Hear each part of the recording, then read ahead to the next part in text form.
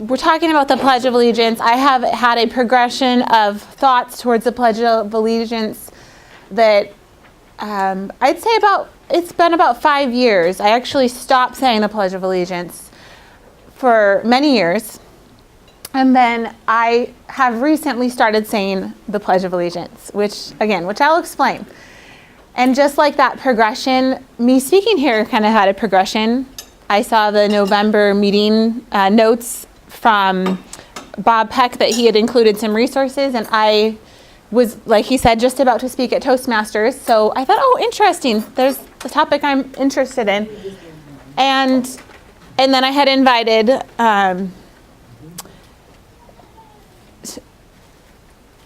Ted. Sorry. I had invited Ted to come, and then he had messaged me and saying, hey, would you be interested in helping lead a discussion on the pledge? So then I saw the email, featured speaker, and a little fancier than I was thinking, but that's fine because I like speaking. So what happened years ago when I stopped saying the pledge was really a really simple moment of me having an epiphany. And this is particular to my religion, my beliefs, and it was just those words, I pledge allegiance to the flag, just those words.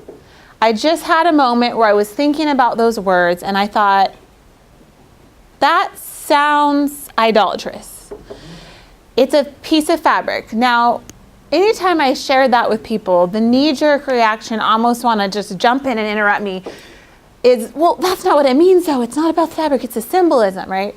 Well, so words are powerful. Words have the power of life and death, I believe, and words have meaning. And so it doesn't say that it's symbolic. It simply says that, and I understand that you have the context issue, right? It goes on, and to the republic for which it stands. But just those words, I talked to my husband, I said, doesn't it seem weird that we say we have allegiance to the flag, like as Christians, have allegiance to Christ as our first allegiance. Yep.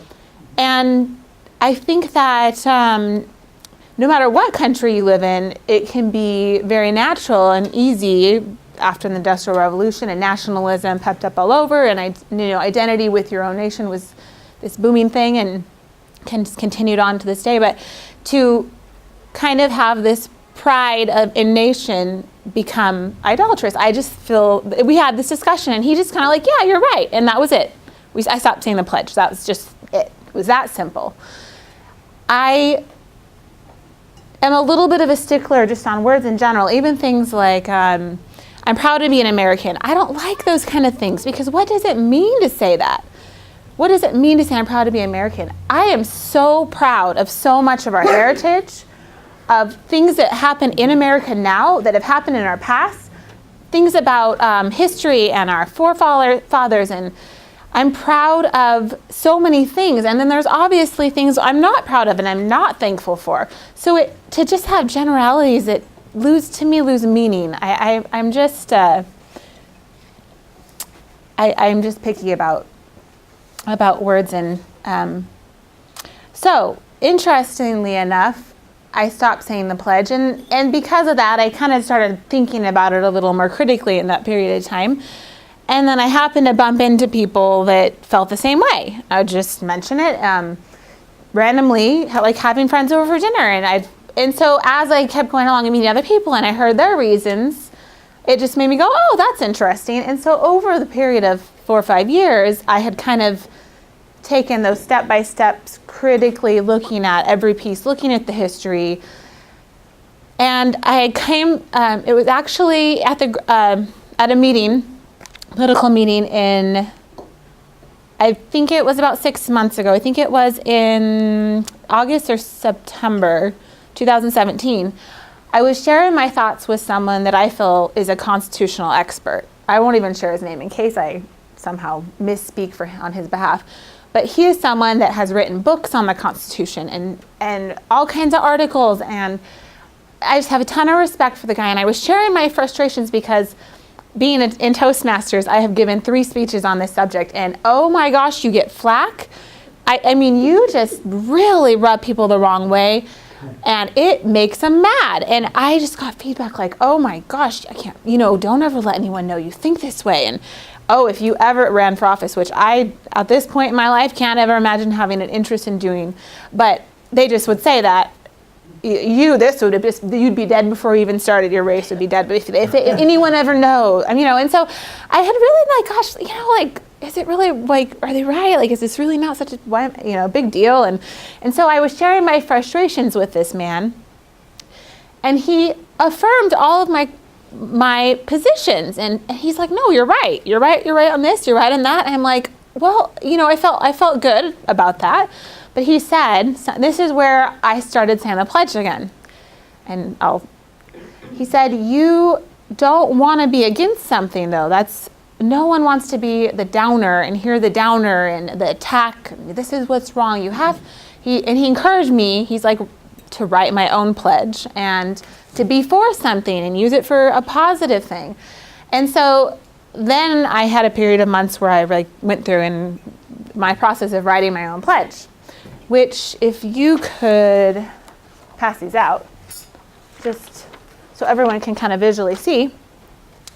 So the last speech I gave at Toastmasters was kind of my great unveiling of my pledge. So now I say the pledge. It's just my own words, and I don't say what everyone else says. But if I'm feeling feisty, I might, make it an oath, and if I want, to stand out. Because, I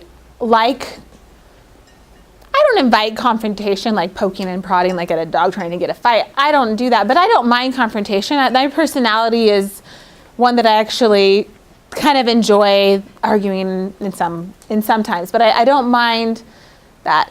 I'm just not, I don't shy from confrontation in general. So for me, I kind of enjoyed being in a room and being the person that wasn't doing what everyone else was doing. And even at my place of work, before I was working at my current job, there was board meetings where I would be in front of a boardroom of all my superiors, and I'm in the front, and the flag is right in front of me, and they're all behind me, and I'm just standing there, So it was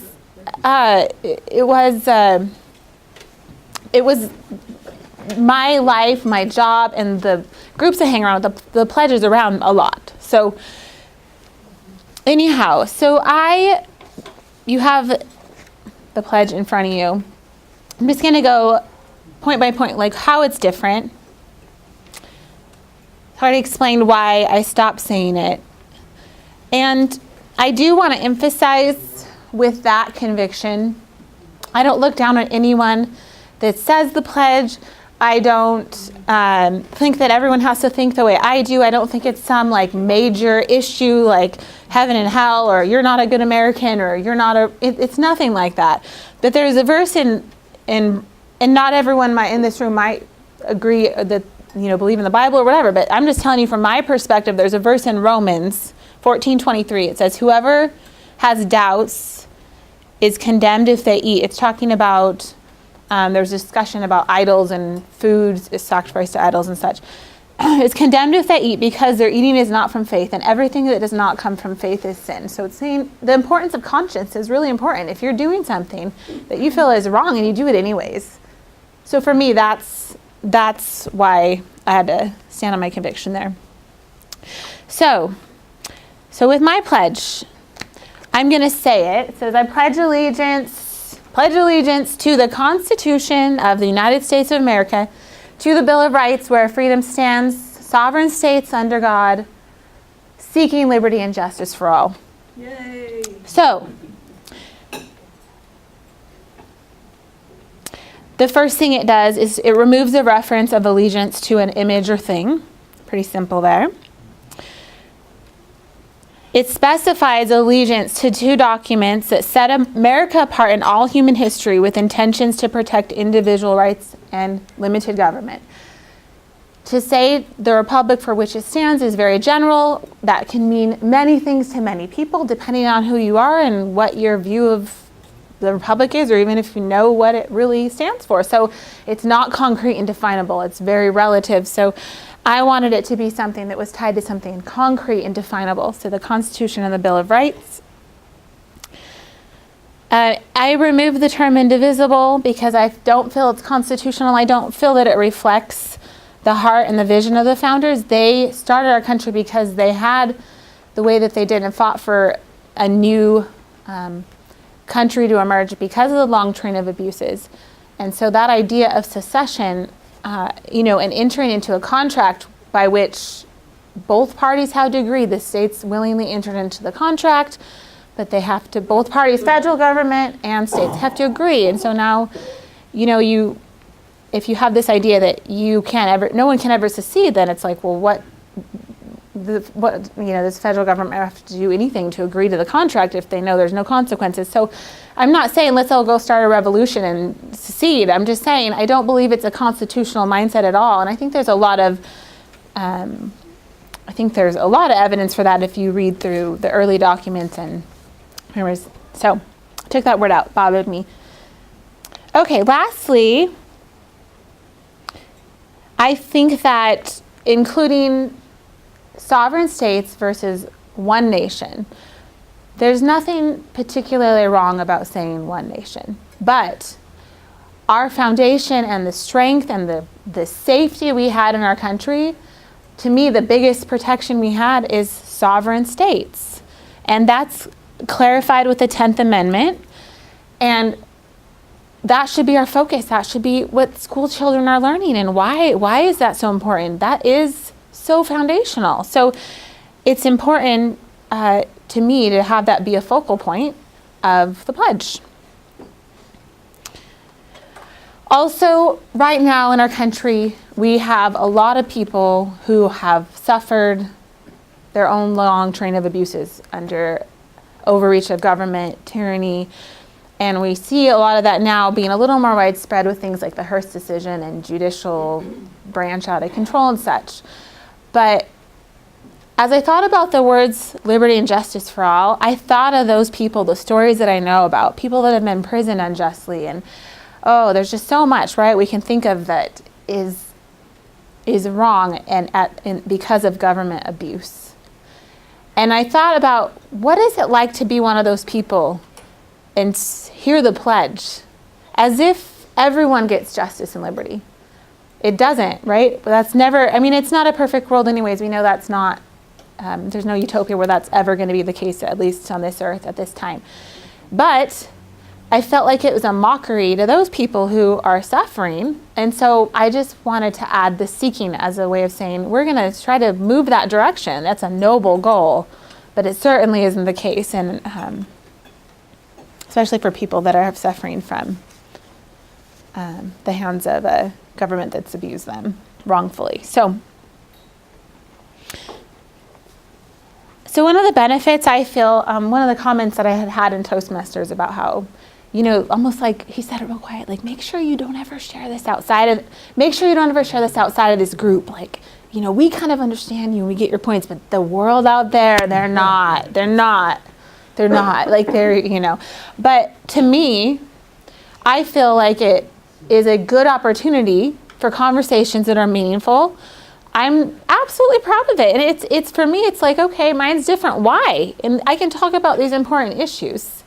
So if I was going to run for president of the United States of America, I would make it my whole campaign. To me, it's nothing to be quiet about, because at the very least, it's an opportunity to discuss really important issues that a lot of Americans are ignorant about or just are too busy, zoning out on TV so they don't think about these things. But I like, let's see here.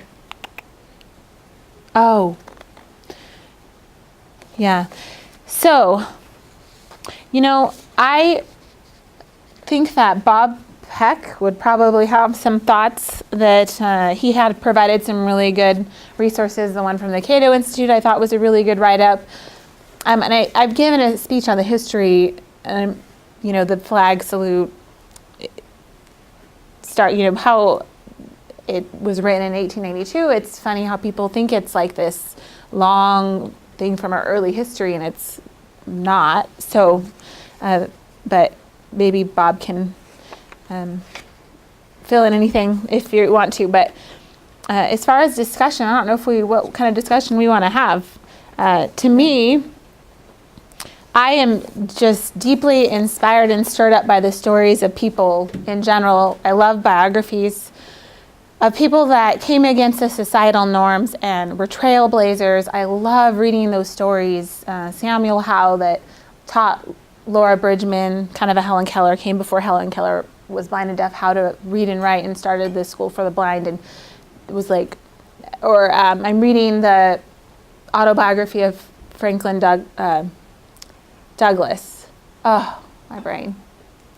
Sorry, yesterday was a 4:30 a.m. up day and late night, so still in recovery mode. And Bonhoeffer. And so to me, I know that even if you aren't really jiving with me on the flag salute, I'm just curious. I'm sure everyone in this room has had a chance where they've had to stand up for their beliefs in a way that set them apart from the crowd. I think it's a good exercise to do to keep ourselves in that position, especially as things maybe get worse. And so I'm curious, anyone has stories like that to share where they've had that opportunity or been inspired. Why don't we open it up to discussion a little bit, and we'll just kind of bounce some things around. And we know. Thank you so much. Good presentation, and I appreciate it. I appreciate your willingness to take a stand. Go ahead and stay up here. Do you want? Okay.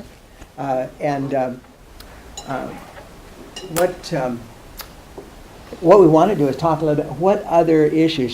She's mentioned some of the things, and some of you have reflected those to me before. That we're not indivisible. We should not be indivisible as states. Some have talked about I appreciate your bringing up about the sovereign states. We are sovereign states, but someone has raised the issue of why a pledge. Good question. And then, that's the other one. I mean, for 111 years, our country didn't even have it. Mm-hmm. And so if our founding fathers got along without it, do we really need it? What is the purpose? What purpose does it serve? Pledge allegiance? That's what we're talking about. Okay. So input. What do you see as the purpose of the pledge? Bob did some good research, and you mentioned this, where the pledge came from. I don't know if you're all aware of it or had a chance to look at the stuff that the Pledge of Allegiance was written in, like you mentioned, in 1892 by a socialist minister, Francis Bellamy. Socialist. Mm-hmm. It was originally published in the Youth's Companion on September 8, 1892. Bellamy had hoped that the pledge would be used by citizens in any country. So in its original form it read, "I pledge allegiance to my flag and the republic for which it stands, one nation indivisible with liberty and justice for all." It's talking about any nation, not just our nation. Which then is just promoting nationalism in general. Yeah, exactly. In 1923, the words, "the flag of the United States of America," were added. At this time it read, "I pledge allegiance to the flag of the United States of America and to the republic for which it stands, one nation indivisible with liberty and justice for all." And then it was changed in 1954 in response to communist threat of the times. President Eisenhower encouraged Congress to add the words "under God," creating the 31-day pledge we say today. And there's other information there, but and it's printed in the Youth Companion, which tell us a little bit about that. I didn't study the Youth Companion to know what that was, but I thought that was one of the most interesting and telling things, is that it was originally written by someone who was admittedly a socialist and kicked out of being a pastor of his church because he was too liberal and socialist. And from what I remember, his brother was actually like a radical socialist activist at the time. Yeah. And so that gives you some insight. I'd still rather judge something by its actual words than by who wrote it. But when you have this in mind, it was written by a socialist, then you start to realize, yes, this is nationalistic. And it is a pledge, like you said, to a piece of cloth, which unfortunately can be waved over an unjust cause and get people to rally to that unjust cause. And And the one nation aspect is very statist, and you start to realize, oh yes, a socialist would say something like that. And it's interesting, you mentioned the pledge to the Christian flag. This is, I pledge allegiance to the Christian flag and to the Savior for whose kingdom it stands. So it's explaining what that represents. This pledge does not really explain what it represents. The challenge, when things, with the whole bow, the knee during the anthem and such, the issue that I feel that's important is to break through people's empty ritual. Like, why do people get so worked up about this? You have whole stadiums full of people saying the flag. What percentage of them even know about the foundations of our nation? What do they know about the Constitution? What do they know about the republic for which it really stands for? And yet, this empty ritual that they're making so much about. So to me, it's a challenge of the opportunity to discuss breaking through those empty rituals that make people feel like they're good and love their country. Well, my husband and I have kind of discussed the whole, like you were saying, allegiance to the Constitution. And as a Christian who is a pilgrim passing through and who is a citizen of a heavenly kingdom, but also here a citizen of America, I feel that the Lord's Prayer says, pray that my will be done on earth as it is in heaven. And there's no suffering in heaven. There's no injustice in heaven. There's no stealing in heaven. And to me, what happened with many of the things that were laid in the starting of our nation gives humanity the best chance, as far as what I know about the history of mankind, for having the least amount of suffering. So that's why I personally feel it's a good thing to have allegiance to and to work towards those goals that they established for us to be the most free and the most prosperous, because I think that's a good thing that God doesn't like suffering. What's your new pledge? Well, no, It's a new oath. the oath. So when I was speaking to that constitutional scholar, his first piece of advice was, well, instead of saying a flag salute, just go look at the oath that people, our governing officials take when they give, go into take office, and they take their oath. They all take that oath. And I went and researched it, and it was very long, but I did see this as the different changes and kind of some social engineering that's kind of degraded it, in my opinion. And so I was like, that's not going to work. So that's why I just did a different pledge. Go ahead. Ted's last question, to get back to it, Yeah. was, what should we do now that we know these things? And I would say I think Kalani is doing exactly the right thing. Make your own pledge. Use it as a teaching opportunity. When people hear you saying different words, now we got an opportunity to explain to them why. And even at our meetings, if we want to keep doing the pledge, but maybe hand out these slips of paper beforehand and let people know we do a different pledge here, and it becomes a teaching moment. We can change the paradigm in people's minds I like that. gradually. And I think one of the traps out there is everybody looks to the government to do everything. And if you tell people, oh, there's a problem with the pledge, most of them are going to say, oh, well, then I guess we have to lobby Congress to change the law. No, we change the don't. way you We say can it. just start doing our own pledge. Yeah. I feel like with a few people that have little suggestions, changes, I don't think we would ever get everyone on board with Right. every single word, but and this is where I said I don't think there's that in essentials unity and non-essentials liberty and all things charity. I know that there is amazing dedicated freedom fighters that are doing great things in this nation that say the pledge. So I personally feel that maybe that you just still have it, but you say we're going to do a pledge. If you have your own version, feel free to say your own, or feel free to abstain and just leave it that freedom there. Yeah. Right. That's what my suggestion. I agree, it's I agree. I voluntary. love it. Yeah. Yeah.